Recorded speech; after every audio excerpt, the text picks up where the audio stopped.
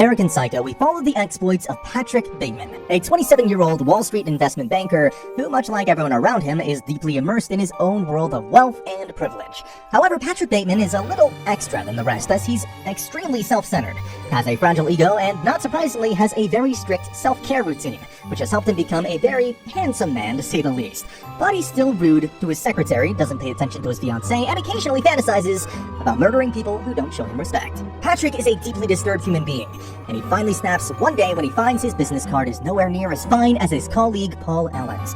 The subtle off-white coloring, the tasteful thickness, and the presence of a watermark in Paul Allen's card gets Patrick so enraged that to take out the frustration of it, he goes on to kill a homeless man and his dog.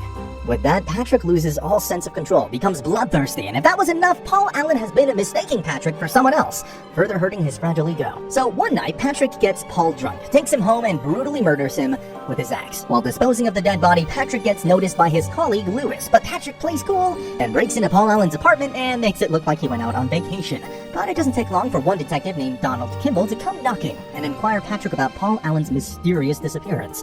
The long and strange question-answer sessions leave Patrick confused as to whether he's a suspect or not. All in all, Patrick seems fine with Paul gone, until Lewis decides to show off his gold-foiled business card. Enraged, Patrick attempts to murder Lewis, but is stopped when Lewis happily mistakes him for being gay. With Detective Donald Kimball still on his tail, Patrick is stressed, and with all the rage that's inside him, he commits yet another murder, and keeps the head of this victim in his refrigerator. And if that wasn't enough, he invites his lovely secretary the next night, and while his date is shyly engaging the conversation, Patrick is busy picking his choice of weapon. But surprisingly, Patrick decides not to go through with it, and his secretary leaves unscathed. The next night, Detective Donald Kimball informs Patrick that he's no longer a suspect, as his friends claim to have had dinner with him the night Paul Allen disappeared. Moreover, Detective Kimball also tells him that Paul Allen was reportedly spotted somewhere in London. With this new revelation, Patrick is left confused, and begins to wonder if he really murdered Paul Allen, or if it was just his imagination.